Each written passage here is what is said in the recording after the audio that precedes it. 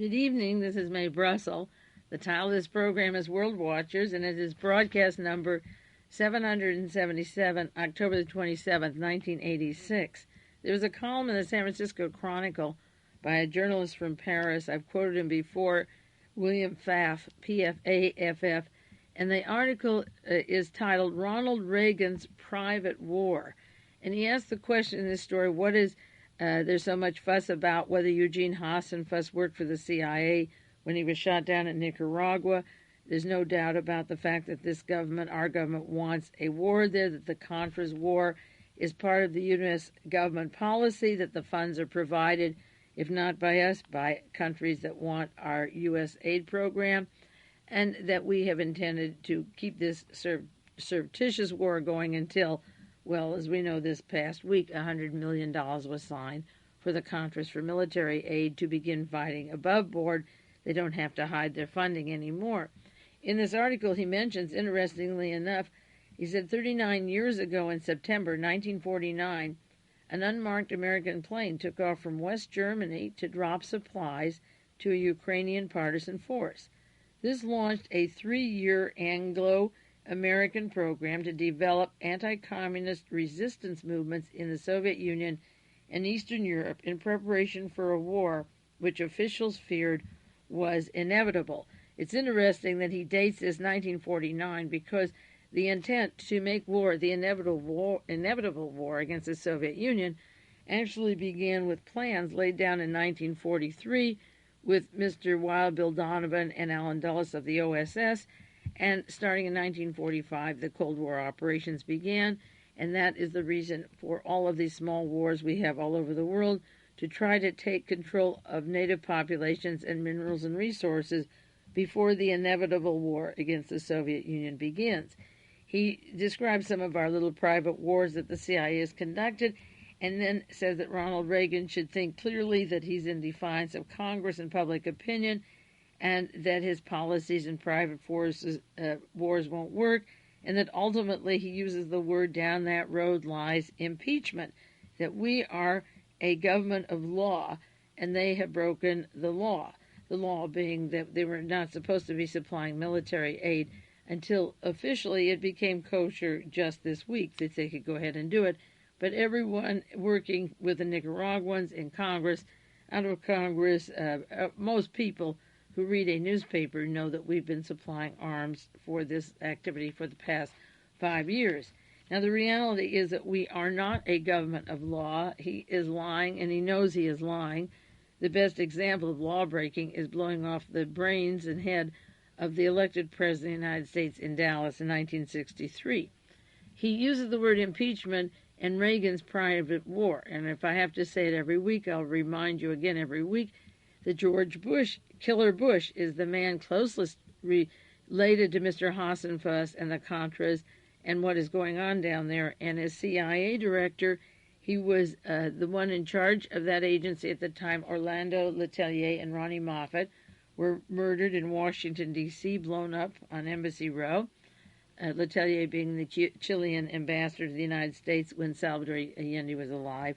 And then a few months later, George Bush was CIA director still when Air Cuba was blown up, and the CIA was responsible for that airplane.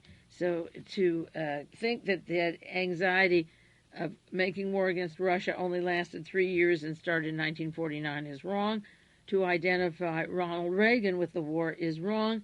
George Bush should be impeached first, or it should be Reagan-Bush war, because they are both involved, and it would be very convenient if somebody in the CIA or the powers that be were spreading these rumors and articles from Europe or in the United States to impeach Ronald Reagan and didn't include the name of George Bush.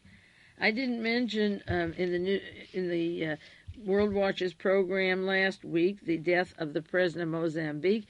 It was covered pretty well in most of the newspaper accounts, and there are a lot of interesting articles that followed. 1 month prior to his death, or actually 3 weeks before, printed in The Guardian and sent to me by a World Watcher, and I thank you for those magazines you send to me, was an article telling about the problems of Mozambique, that 4 million people were facing starvation, and the starvation was due mostly to the South African nation which was sponsoring the MNR forces, breaking up the agricultural marketing network. The weather alone wasn't the responsibility for so many people dying. It was the support of South Africa to break up the farms and the food supplies for the native population of Mozambique. They had a 1.8 million group of people in March that were starving, and right now in October it's 3.9 million.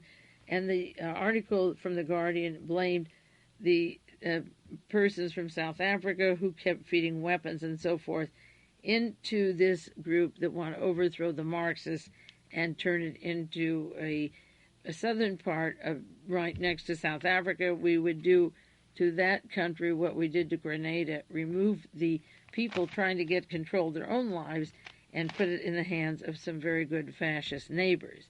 The Washington Post had a story 10 days before the death of the president, telling him about a meeting between leaders of South African countries, Mozambique, Botswana, Angola, Tanzania, Zambia, and Zimbabwe, because there was a border skirmish on the border of South Africa and Mozambique, where 6 South African soldiers were killed, and that was the excuse to invade and take over with forces and army and commando units parts of Mozambique. And the Mozambique officials said that story is entirely fabricated. It is played up and manipulated by the regime's propaganda, and it is the pretext for launching direct aggression against our country. With these ridiculous pretexts, the South African warmongers are preparing direct attacks on our country and the city of Maputo by the South African armed forces. And that provocation is similar to the one named in the Christic Institute lawsuit against persons of our Central Intelligence Agency, saying that they intended to murder the president of the U.S. ambassador to Costa Rica, blame it on the Sandinistas, and his murder would be the pretext for invading that country. Well, in this case, 6 South Africans were killed, and they said this is the pretext for sending in your troops. The Washington Times had a story 2 days later.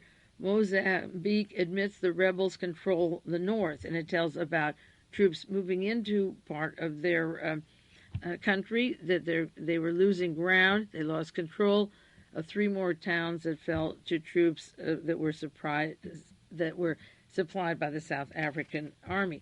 And just prior to the murder of the president for the past 2 months, there had been articles with nothing but trouble. I don't have to share all of them with you, but I think you get the idea. And then the story of October 21st, Mozambique official confirms that President Michel was killed in a plane crash, and they described him as charismatic leader, and he was Mozambique's single greatest asset.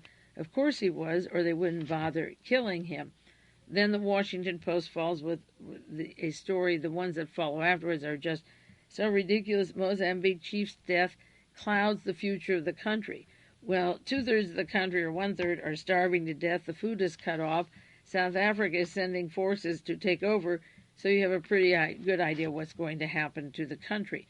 Wall Street Journal had a story October 21st.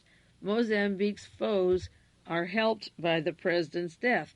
Well, of course his foes are helped by his death. When he's murdered, then the people that didn't like him had something to gain. Otherwise, they wouldn't bother murdering him. And they act like it's so original to say that when the plane crash took place, then the enemies of Samora Machel were able to step up their efforts to topple the government that he led. That was the whole idea about killing him, is to speed up your energy to take over the government.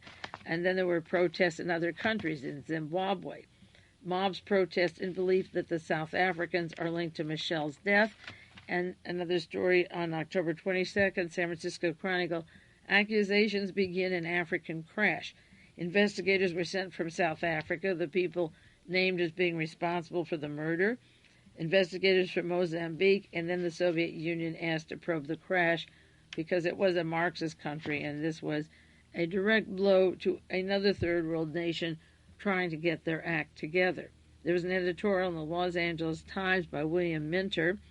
He's an editor of the African News Service, and he said President Samora Michel's death is a painful thing to this country. He said many of you in other countries don't know who he is, But in South Africa, he is linked to the likes of John Kennedy and Martin Luther King and millions elsewhere who know of Africa, and their vibrant revolutionary statesmen say that he was one of the continent's modern heroes.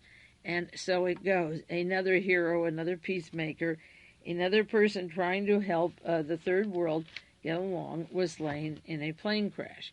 Now, on the wire services and the television, there were a few segments of information about experiments done on Americans. And just in case you haven't seen all of them, I wanted to run down a few parts of an article, a long article from San Francisco Chronicle. United States used the sick and elderly in radiation experiments. This was October 25th, the story. Washington sources revealed that federal agencies have been conducting a series of experiments of radiation exposure for 30 years, from 1945 to 1979. This included injecting people with plutonium, radium, uranium. The environmental contamination was thousands of times worse than in the 3 Mile Island accident in Pennsylvania in 1979 and was closer to the amount of the radioactive iodine released from Chernobyl in the Soviet Union this spring. Adults were fed radioactive uranium and manganese spheres at the Los Alamos Scientific Laboratory. Adults were fed radium and thorium at the Massachusetts Institute of Technology. People diagnosed as terminally ill were injected with plutonium as part of a project. Experiments were carried out at hospitals in Oak Ridge, Tennessee, Rochester, New York, Chicago, San Francisco. Patients with good kidney function were injected with uranium salts at the University of Rochester. One of those was hallucinatory, another emotionally disturbed, another was homeless. They didn't have a home, so they were taken into a hospital and given uranium. Inmates in Oregon and Washington State got x-rays to their testicles from 1963 to 1971. Now, this is interesting for a lot of reasons. One is that Adolf Hitler was experimenting with radiation to testicles the last year or 2 years of the war, and they had people standing in line waiting for food or the equivalent of a food stamp, permission to buy bread and whatever, and they had the x-rays aimed at the testicles to see if they could make people sterile. There is a lot of discussion about sterility, frozen embryo. There was a baby born just today from a frozen embryo. A lot of people who can't have children, and by making them unable to have children, if you could get these experiments going really well, then you could make them get pregnant by the super babies or those special babies that were created by Joseph Mengele and the scientists in Germany. Otherwise, why would the United States worry about radiation on testicles from 1963 to 71? This article goes on. Brain tumor patients at the Massachusetts General Hospital, comatose or semi-comatose, were injected with uranium. Massachusetts General. I think of Drs. Mark and Irvin and Swede and Dr. Leonard Keeley, and the experiments that have gone on in Boston, Massachusetts for mind control, under the knife, the needle, and so forth. Radioactive iodine was deliberately released 7 times at the Atomic Energy Commission National Reactor Testing Station in Idaho. Deliberately released. Did they deliberately release the radiation in Germany at the nuclear plant simultaneously with Chernobyl so that it would ensure more problems of radiation that later could be blamed on the Russians? The article continues. I just injected that. It wasn't in the article. That was an opinion based upon past broadcasts I've done on Chernobyl. This article continues. People were exposed to beta rays at Clinton Laboratory in Oak Ridge, Tennessee.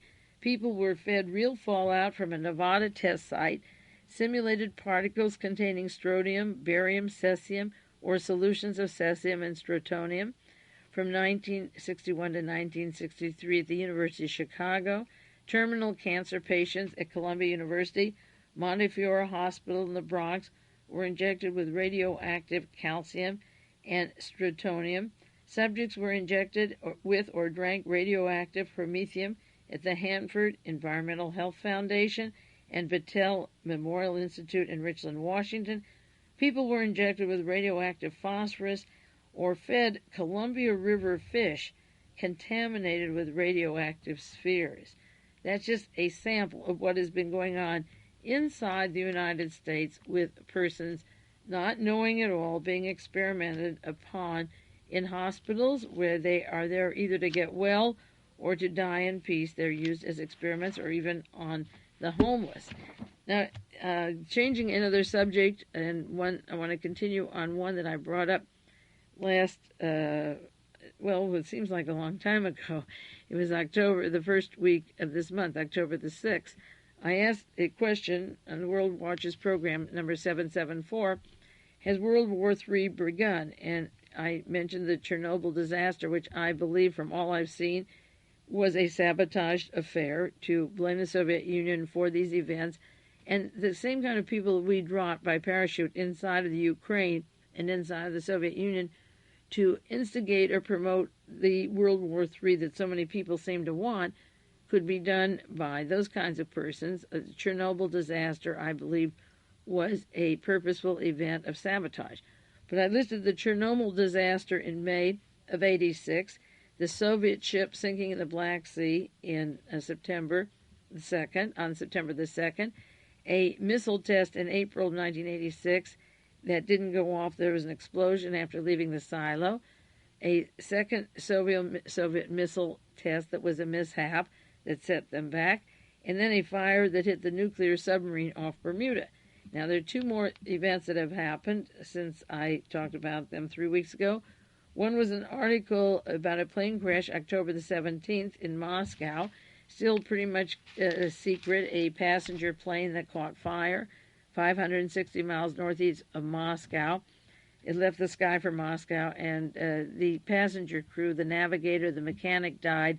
The plane's captain and co-pilot were seriously injured, and they gave no details about how many of the passengers of the 76 that have been hurt or died. They're very secretive about those things.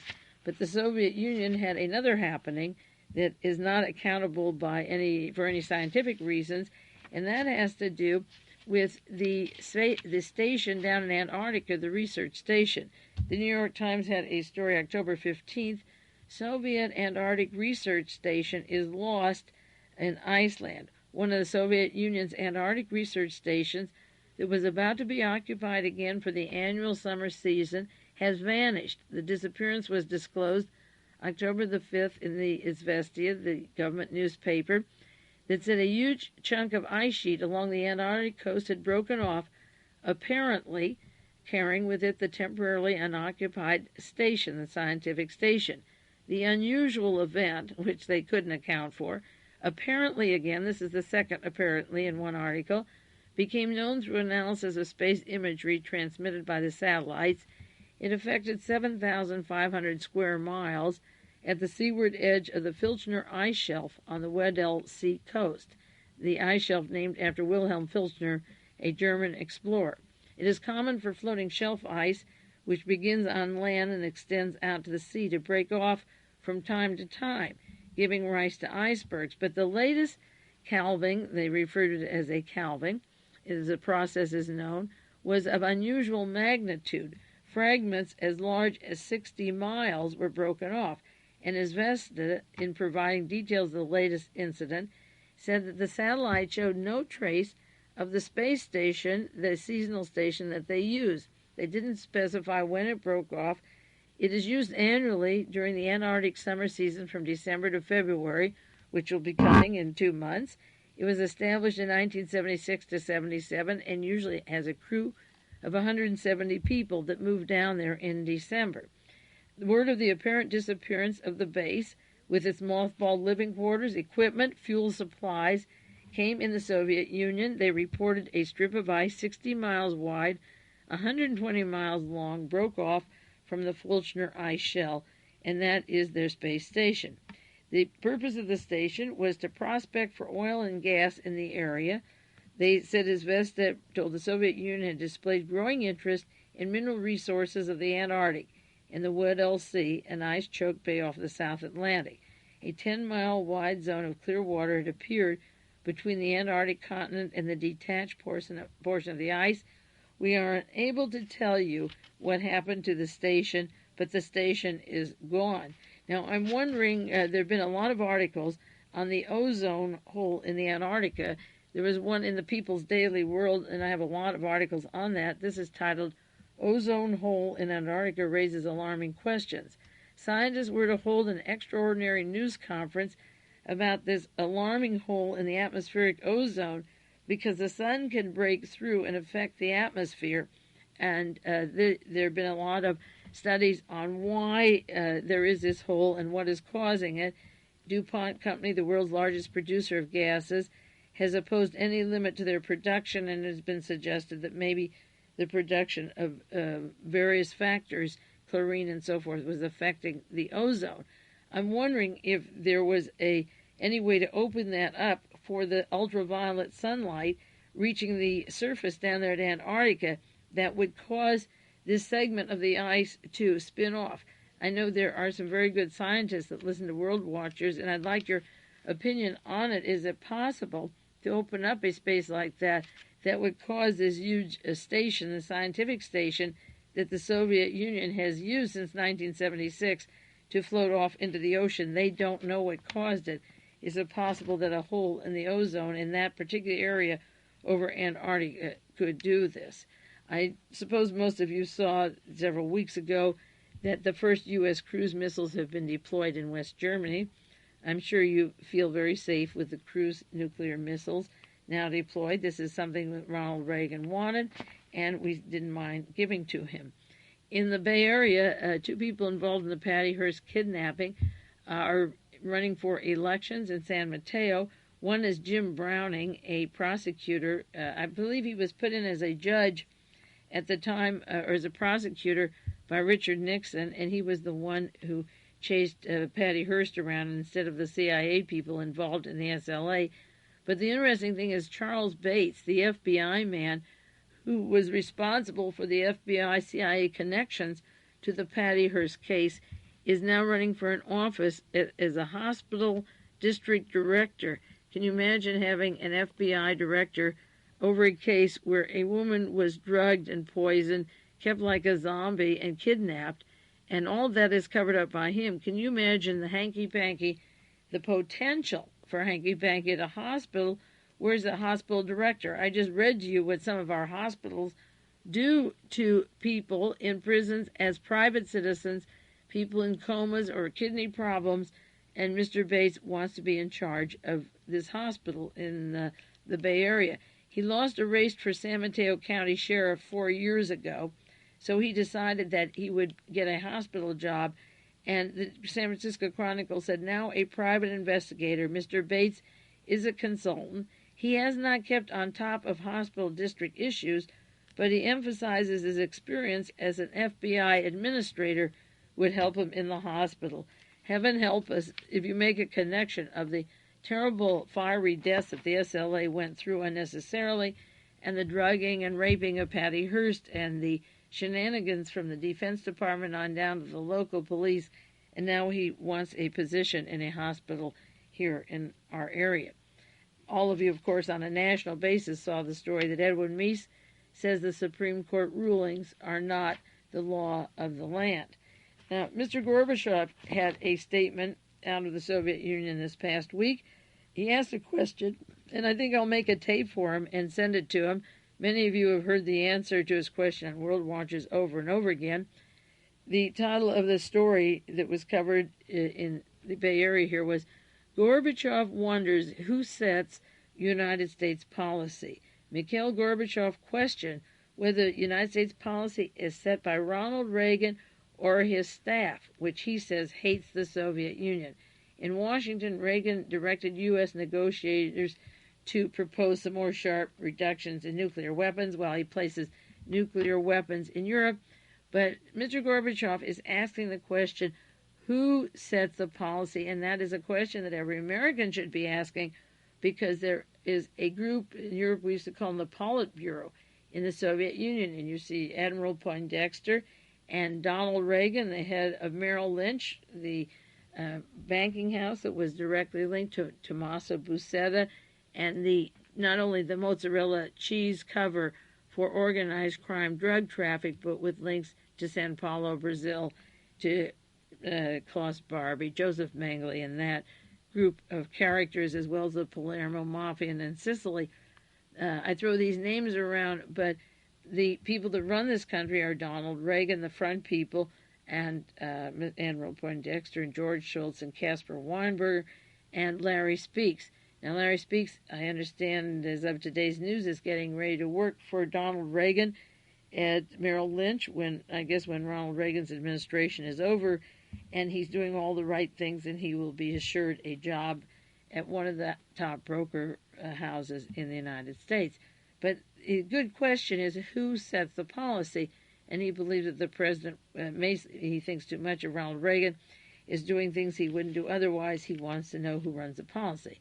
And I will write him a letter about Fritz Kramer and Henry Kissinger and Kissinger Associates and the links of them to Martin Bormann and the banking houses that sat in 1943 and decided we'll wage war against the Soviet Union by doing thus and so, and then ending World War II while they immediately set up the organizations for war against Russia. Those are the people, the Permandex group that are described in the Torbett documents, or the British American Canadian Corporation described in the last hero, the book on Wild Bill Donovan. I may make a 1-hour tape and see if I can mail it to Mr. Gorbachev on who sets U.S. policy. He said, what kind of government is it, and what can be expected from it in other areas of international relations? How far will its unpredictability go? But Mr. Gorbachev should know that if he can't predict it, that's his problem. The KGB, like the Mossad, are supposed to have very good intelligence, and if simple old Mae Brussell can sit out and figure the next moves in the next countries that they're going to do and watch it come down, it seems to me that they would be more astute before they even sat and talked to him. There's another story in the LA Times. White House hawks rule the U.S. arms policy, and this is part of the same speech he gave.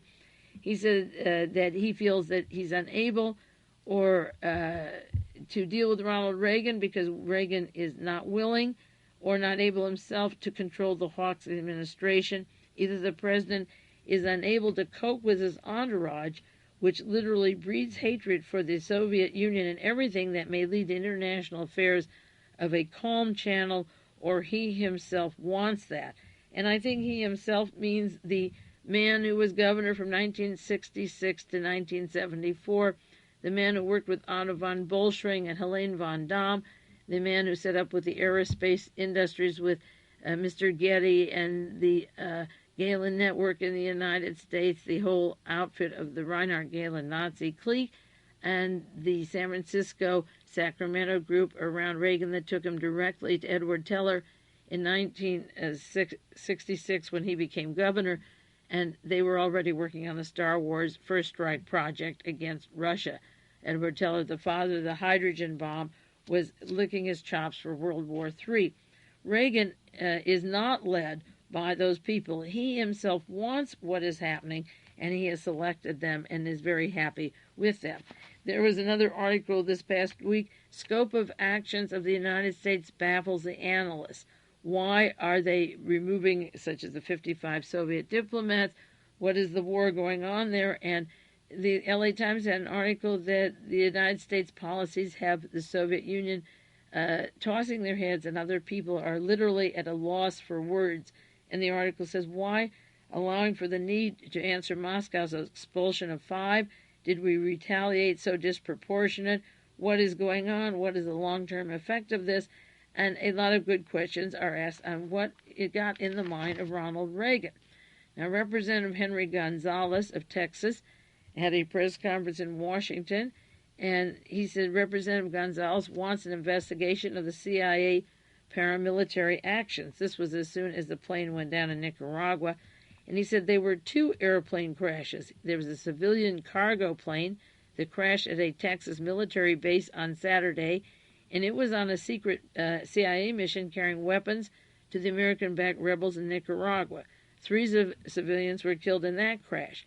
A smaller plane the Nicaraguan government claimed soldiers shot down near the Costa Rican border, of course, is more known. That was a CIA mission sent out by the CIA.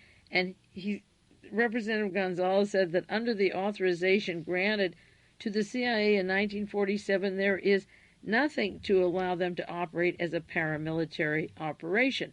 The pilots were hired to fly aircraft for civilian companies contracted by the CIA carrying out missions, and this is an example, these two crashes that took place recently, and we haven't heard much about the Texas airplane crash, that were CIA, and we are conducting these operations. There's nothing that says we should be doing them. And this is the same Henry Gonzalez who in 1983 wanted to know if the State Department was leased to Henry Kissinger, who he referred to as a hired gun, and Kissinger, of course, is in charge of Central American policy. Henry Kissinger is out here campaigning for Ed Schau, hoping he'll take the place of Senator Cranston, and he and Gerald Ford of the Warren Commission were out here a few years ago campaigning for Pete Wilson, who got into the Senate, and Kissinger is working hard to stack the Senate with people of his own kind so he can continue both the Star Wars for his mentor Fritz Kramer and his associate Daniel Graham, and continue the CIA operations to get rid of the Sandinistas in Nicaragua. I'm going to take a 1-minute break and go back on a few more problems of the Kissinger associates related to the question Mr. Gorbachev asked, who rules America, and then get into some serious problems with Israel. I will not do the Nicaragua story until next week. I want to do several hours of that uninterrupted, but I wanted to update with you some of these articles first. So we'll just take, as I say, a 1-minute break and then get back to some of these other very important stories. This is Mae Brussell, and it's the second half of World Watch's program number 777, and I just want to give some examples in the news that answer the question that Mr. Gorbachev is asking, who runs America? I believe it's Fritz Kramer and Daniel Graham as co-partners. Henry Kissinger is the most obvious of their agents, and then, of course, under that are a lot of other people who work for and around them, but they are the most conspicuous. There was a short item in the Washington Times a week ago, a picture of Henry Kissinger. Soviet Ambassador Yuri Dubinin chatted with Henry Kissinger and Vernon Walters at a reception for the Appeal of Conscience Foundation in New York Thursday before leaving for Iceland. This is the first time I've seen Ambassador Dubinin in the United States, said former Secretary of State Kissinger. When I met him in Geneva, he couldn't speak a word of English, and now he shows one-upmanship. He has less of an accent than I do. New York Mayor Ed Koch was at the party and told Mr. Vernon Walters, the Knight of Malta, who wants that war against Libya, who pressured our allies to join us to wipe out Muammar Gaddafi. Ed Koch said that even though he's a Democrat, he hopes Vernon Walters stays as ambassador to the United Nations. I'd like to see Ambassador Walters in a Democratic administration. That would mean he will live a long life. Isn't that funny that Vernon Walters would be one that Mayor Koch seems to like enough? Killer Walters, who did the military coup in Brazil in 1964, right after Kennedy was murdered, that left them with a 21-year military dictatorship. The Liberty Lobby magazine newspaper, very controversial, owned by Willie Cardo, a very far right-wing reactionary, had an article, Silent Battles in the Corridor of Power for Control of America's Military. And I share it with you because they have some writers that are right on certain stories, not all of them, that are very important and that are in the news before the establishment media picks them up. And I'm going to cite two of their articles because you cannot afford to ignore what these newspapers say. Lyndon LaRouche's newspaper or Liberty Lobby. There are many people that prefer not to quote them. They can do what they want, but I think these are very important. This article about the control of America says America's fighting forces and the uniformed commanders are embroiled in a secret war with an implacable enemy. It is described as a silent struggle in the corridors of power, a bureaucratic battle for two warring factions. Now, this is exactly what we had at the Watergate, the warring factions and the removal of Richard Nixon and Alexander Haig as a part of the Kissinger-Kramer group taking over as head of the White House, chief of staff. There are these factions going on. And what this author said is that an Air Force general who served in the Defense Department Office of Program Analysis and Evaluation said that it is very frustrating that he had to retire, that the old-time military are being pushed out by other persons, that the office is becoming political, and that when you think of national interests, they're thinking of another nation, not the United States. And I believe this is true. I think they're thinking more of the German nation, the continuation of World War II, than anything that happened in the United States. And the quotation of this particular military official seems to fit the picture. He claims that there are dual loyalists that want to abolish the Joint Chief of Staff, which is true, replace him with a national defense staff, a Prussian-style general staff under a single commander whose title would be Director of National Defense Staff. And they would make policy, shape strategy, advise the president, identical to the National Security Council, but working together. Then there would be 3 new undersecretaries of defense, and put the power into the kind of a defense department where one person, as a czar, so to speak, would be the head of that. And he says the newly created sub-cabinet post would be filled, according to the scenario, by 3 committed supporters of Israel. Now he talks about Dr. Edward Teller, the father of the hydrogen bomb, the man behind the Star Wars, Richard Pearl, who refers to himself as the Prince of Darkness, and Noel Koch, K-O-C-H. And he describes that Koch was the person, again, trying to blame Ronald Reagan, and he can take the responsibility or the blame for the Marine deaths, and he says that it was botched, and he's the one who fed the newspapers the intelligence information that the U.S. Marine encampment in Beirut, Lebanon, was disregarded by the Joint Chiefs prior to a truck bomb attack, October 23, 1983.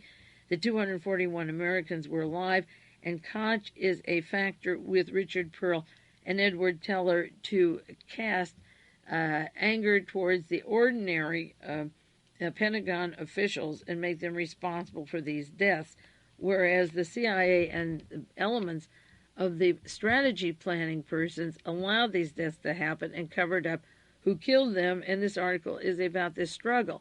Now, Edward Teller is on the board of Western Goals with John Singlau. The connections of the Contras and the fighting against the Sandinistas in Nicaragua and the organization Western Goals is very close. The Star Wars, Daniel Graham of Defense Intelligence Agency, who shares offices with Fritz Kramer, Kissinger's mentor, Kissinger in charge of Central America. The policies of Star Wars and the policies of Central America or any other country we invade and take over are done by a handful of people. And when Mr. Gorbachev is asking about who controls the power, Gorbachev saw Richard Pearl in Iceland. He had a pretty good idea of what Pearl is like, and I think they know, as I say, the Prince of Darkness. And Teller has been the man in charge of Ronald Reagan, as I say, since he went to Sacramento in 1966 and associated him very closely with the Lawrence Livermore Lab, and of course Edwin Meese as the right-hand man of Ronald Reagan, and coming from Alameda, was just a stone's throw away from Livermore Lab, which, as the newspapers explained this week, are the first to get the largest contracts for the Star Wars projects, and Edward Teller and Reagan were the daddy and grandfather of the Star Wars project, along with the Nazi scientists that came here from Germany, Project Paperclip, to get that first strike against the Soviet Union. So this article is The Silent Battles in the Corridors of Power for Control of America's Military, and it's an interesting article. Gregory Fossadal in the Washington Times had a story, Who was Setting the Agenda? And again, they're asking who is running this country. Gorbachev isn't the only one asking the question. The far right is asking the question, as are heads of state such as Gorbachev, wondering what is going on in the United States. And his article in the Washington Times says Edward Teller, father of the hydrogen bomb, is perhaps the most prestigious defender of Ronald Reagan's Star Wars defense plan. Well, he defends it, he helped write it. And then the article goes on that Jack Kemp is the man to follow Ronald Reagan, that he is 101% behind the Star Wars, and that Edward Teller is close to people like Robert Jastow, George Keyworth, and that they work with Mr. Kemp. And, of course, they're pushing him. He's up for election this time again, and if he wins it now, he may have a good chance of getting in the White House someday. And the activities against Nicaragua and the Contra movement have been pushed by Mr. Kemp. That's one of the things that he has been favoring all along. Another article recently that came out, secret presidential order allows the CIA to spy on you. And I had that on a broadcast just about a month ago, Executive Order 1233. And a long article came out about how this Executive Order 1233 was put into operations. And it's a continuation of the CIA's Domestic Operations Division that was set up by E. Howard Hunt and William Buckley, Jr., and they were mentors of the CIA's dirty work.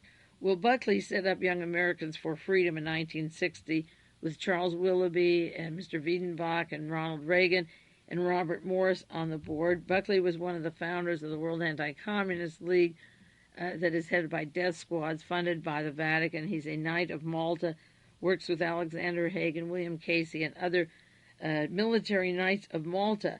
And this article is talking about rounding people up and using laws that have now been activated, sneaked in, EO 12333, because when the CIA was formed, it was not supposed to be doing activities domestically spying on us.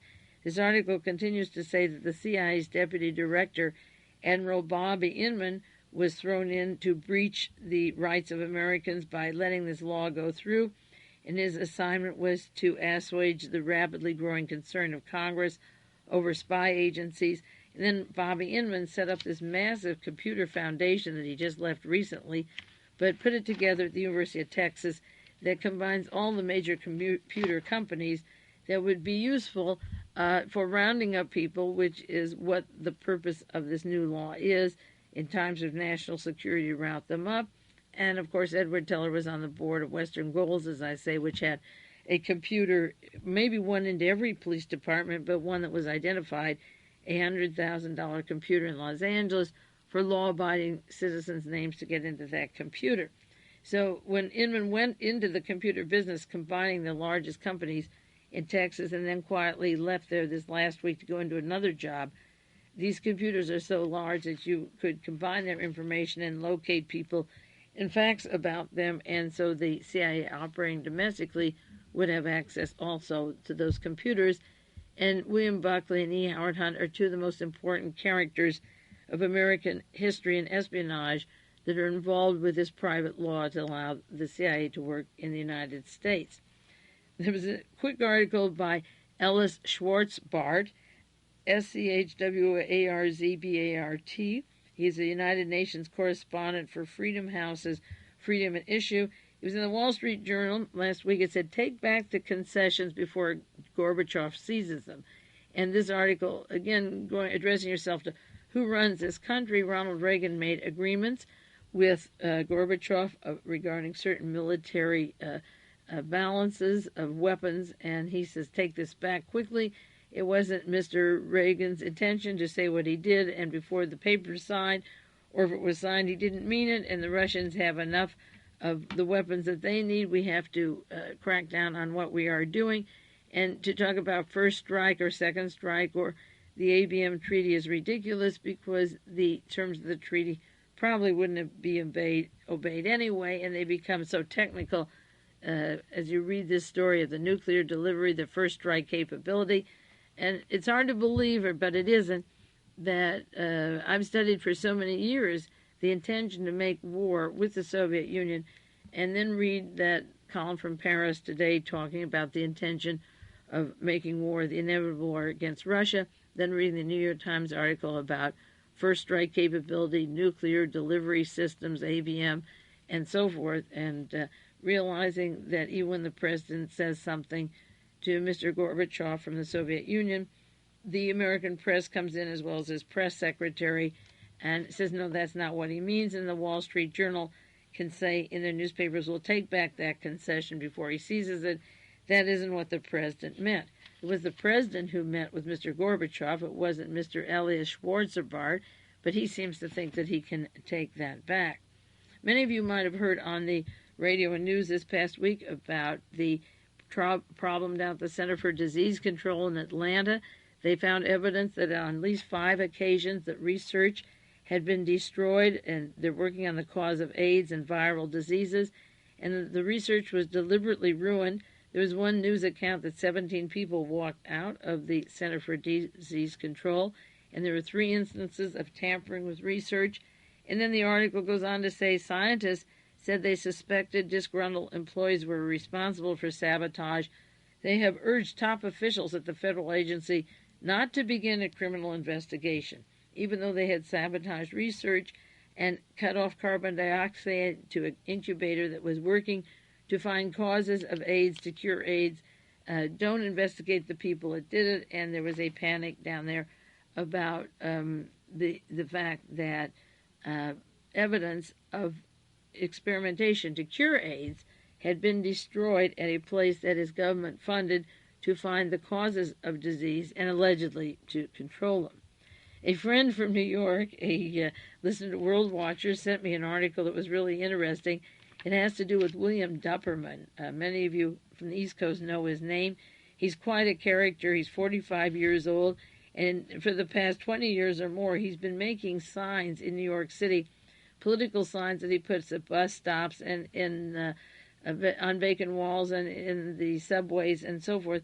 And his signs are printed, large ones on the murder of John Lennon. It was a mind control job of Mark David Chapman. And he has political signs on the murder of John Kennedy, on the Pope and the Vatican. But he finally got into the people, the powers that be. He rubbed them the wrong way because he started painting signs that said, AIDS is germ warfare by the United States government. So they followed him, and Mayor Koch said, you've got to catch him. He's worked in a laboratory for the state, a laboratory technician at Kings County Hospital in Brooklyn, and he makes these big black and white posters that are found, as I say, also in telephone booths. So he was arraigned in criminal court on charges of criminal mischief of the 3rd degree, punishable by 15 months to 4 years in prison. And this friend sent me a picture of William Dupperman. There was an article about him in the New York Times August 21st, but the one in the Daily News dated August 20th, there's a large wall across the block, half a block. AIDS is germ warfare by the United States government. And there's a picture of a little child or somebody outside the street looking at a notice, and this huge sign is up there. Manhattan's king of political graffiti has been arrested by undercover cops. And as I say, the sentence is pretty high. If he's released, it's $2,500 bail. And the article goes on, if he's convicted as a felonious criminal, he could face up to 2.5 years in jail. And Mayor Koch was the one who said that the sanitation department should try and nail him. They've been wanting to get him for years, but putting on that AIDS was a CIA germ attack against gays was the one that caused them to go after him, and they didn't want the people to see that on the walls too much. He has his own glue that holds it. It's very hard to take off. Now, in World Watchers, going on to another important subject that I think is important, in World Watchers numbers 76977 and 771, those were 3 weeks in September 1st, 8th, and 15th. I did part 1, 2, and 3 on the explosion in Cameroon and the fact that I believe it was linked to Israeli Prime Minister Shimon Peres and the President of Cameroon, Paul Biya, and that the 1,700 people dead at Cameroon was a medical experiment to see the effect of the neutron bomb on these various persons. And I cited examples of Alexander Haig when he was Secretary of State under Ronald Reagan, was working with the CIA, convincing persons in Europe to deploy an arsenal of neutron bombs from the United States. It was very controversial. The first 3 weeks, as I say, in September, I did broadcasts on that. The end of September, September 30th, an Israeli technician by the name of Mordecai Van Unu was kidnapped and taken back to Israel.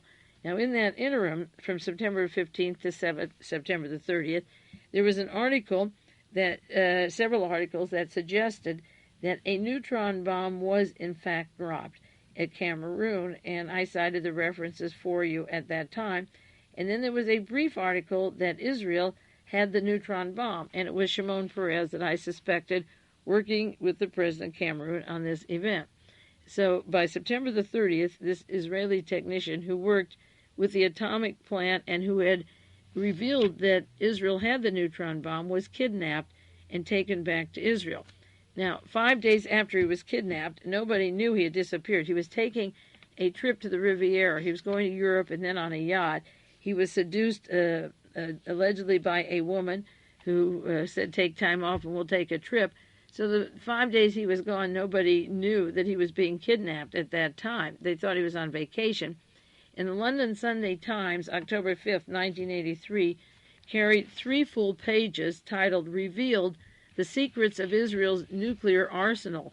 And if you go to your library and get the London Times, it's worth looking at. It's a very, very large article with pictures of the atomic plant. And it says, pictured for the first time in detail, the nuclear plant in the Negev desert operating more than 20 years. Mordecai Vanunu exposed the Israeli neutron bomb. And it's in this article, and the London Times had, as I say, 3 full pages, not just columns or small articles, but 3 full pages on Israel's atomic bomb. The whole gist of the article really was the nuclear arsenal, and the neutron bomb was just a small aside that the world press chose to ignore. And when they quoted the London Times, most of them, except for one article I saw, left out the word neutron, even though these events in Cameroon, these mysterious events, had just happened a few weeks earlier. Now, Liberty Lobby, again, that newspaper I cited, has a lot of controversial articles and questions, such as the fighting at the top. They seem to delineate the people that are running the government as against the ones that we think are running it. October 13th, 1986, they had a story, and this is just 8 days after the London Times. Scientist newsman is gone after the neutron bomb scoop. Now, that's the first time that they mention that he is missing. He's been gone 13 days. But they attributed it not to the atomic bomb scoop, but the neutron bomb scoop. And Liberty Lobby used those words as headlines, as I say, rather than scientists who opened up the Israeli atomic bomb scoop is gone. And they went on about his disappearance, and it wasn't the nuclear factory that was important here. As I say, it was the neutron bomb that they were talking about. The New York Times had an article, and it was reprinted in the San Francisco Chronicle today, puzzling report of Israeli kidnap a plant technician. That's the headline. An Israeli nuclear technician who reportedly sold secrets of Israel's nuclear bomb industry to the Sunday Times of London was secretly brought back to Israel against his will. He was kidnapped and held incommunicado. An Australian, John McKnight, an Anglican priest, befriended Vanunu. And it's interesting that this article tells about the Australian who helped him, and they described how he was lured on a trip to Europe on a yacht by a female, and then the Mossad kidnapped him, and that he's back in Israel being charged with espionage or treason. And it's also interesting that the Liberty Lobby was the one who had the headline of the neutron bomb, as I say, and not the nuclear. Now, the New York Times story that just broke today about the Australian who befriended him is interesting because Rupert Murdoch owns the London Times. He also bought Fox Studio from Marvin Davis, and he's from Australia. And this Australian who was supposed to be helping Vanunu got him to tell the story, and then the poor dog is seduced and taken away. Also on the board of London Times, owned by Murdoch, is Hugh Trevor Roper. And Hugh Trevor Roper is the person who made up, I say, the lies of how Adolf Hitler died in the bunker. He's a associate of Francois Junod, Hitler's money man, the man behind Jacques Verge and Klaus Barbie. Hugh Trevor Roper is high up in British intelligence, and he's on the board of the London Times, and he was the one who secured about $3.5 million for the Waffen-SS, the Gestapo, just a few years ago by assuring that the Hitler diaries were accurate, and by the time they were proven or allegedly not accurate, the money was in hands of the Odessa old-time Nazis to survive or to go a few more years in their style. Now, Hugh Trevor Roper wrote the introduction and the cover of Mark Lane's book, Rush to Judgment, the first official book that got attention on the murder of John Kennedy. Leo Savage and Thomas Buchanan also wrote books, And there were other books on the murder of John Kennedy, but Mark Lane's got the most attention. And the Oswald Assassin or Fall Guy was the first and main one by Joe Jostin was the first one to bring up the question of assassinations. But when the legitimate researchers got into the act, like Jostin, Savage, and Buchanan, then they were totally pushed aside as if they were dirt and dust, and in comes Mark Lane with a front cover. The book was put together in London by U. Trevor Roper. Now, the years have passed since Rush to Judgment came out, and Mark Lane is the attorney for Liberty Lobby that is printing the story about the neutron bomb and the Israeli government. So there's a lineage there from Australia to the priest who allegedly was helping Van Anu, who was kidnapped, Rupert Murdoch from London printing the story that sent this fellow right back to Israel to be tried for treason, and the revelations that Israel does have the neutron bomb. It would be quite scandalous if the powers that be would admit or recognize that Israel and Cameroon and the United States Defense Department could test this on 1,700 people of the Third World, having the Mossad and the Israeli government working in conjunction. And I'm sure in time, it won't take too long, because things don't take as long as they used to, for you to see stories of the role of testing the neutron bomb on 1,700 people or more in Cameroon. The fact that Israel has nuclear arsenals and weapons is not new. As a matter of fact, the Houston Post had a story October 5th, Israel's nuclear arsenal, the sixth largest in the world. Well, they've been making them for 20 years. That's not the secret. The horrendous part, as I say, is the neutron bomb. Now, I want to just bring up for a few moments something that deserves about 10 hours of radio time, and that has to do with the arrest of the people working for Lyndon LaRouche. And I bring it up because finally a lot of information about those characters is getting into the establishment press. He's carried these stories for the last few weeks, and the arrest is very interesting, the way they're cracking down on him. The San Francisco Chronicle and I believe the New York Times today had a story, Informers Crucial to the Case, and they're afraid that the case will be blown against LaRouche because the people they're using. In the 1960s, Ryan Quad Emerson was an undercover FBI informer. This is one of the people against Lyndon LaRouche. He worked as a doorman at an organized crime gambling joint in Los Angeles. He jotted down heavy players' car license numbers in the restroom on toilet paper. He worked undercover for the IRS at a Florida warehouse, stacking tomato crates, taking pictures of operators of big-time prostitution rings with headquarters upstairs. Emerson, a husky man, has been a virtual career informer for the past 20 years.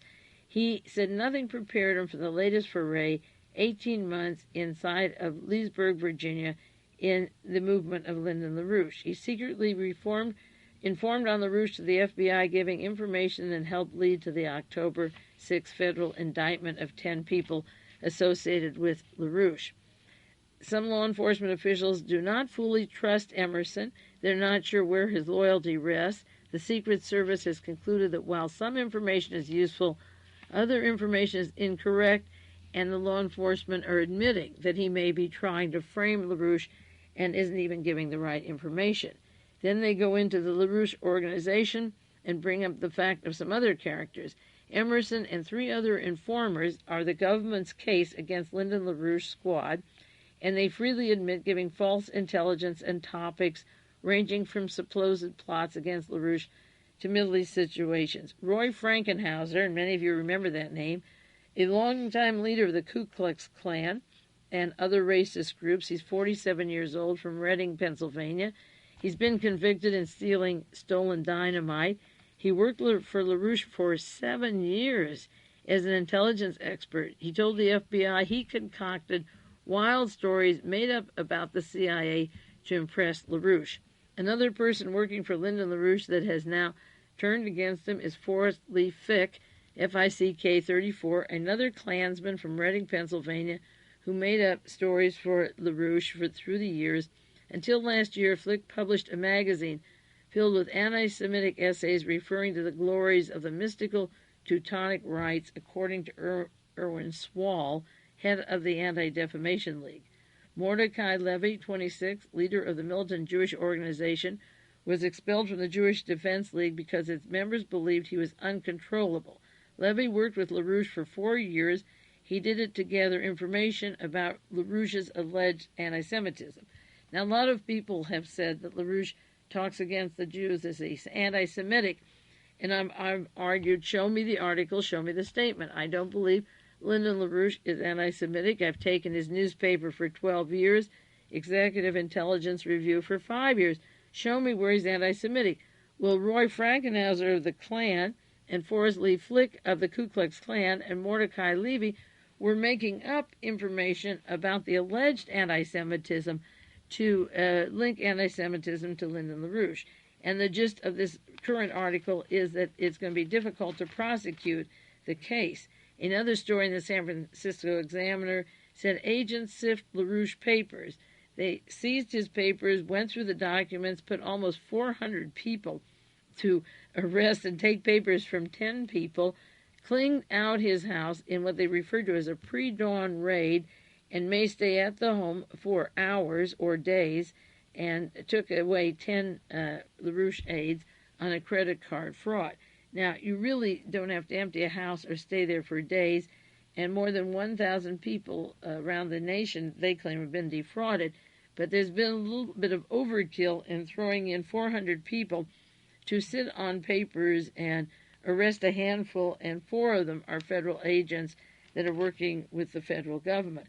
Now, I don't have time. The time is running out. I want to do more on the very controversial LaRouche, and I want to do more on the Syrian, before I get into the Nicaraguan airplane crash, next week on the Syrian expulsion of the members of, not the Syrian, the Great British expulsion of the Syrian members from their government, the ambassador breaking relations with Syria, and the implications, again, of the Mossad and Israel in instigating, through provocations, a situation in the Middle East to serve Great Britain and the Mossad at the expense of peace in the Middle East.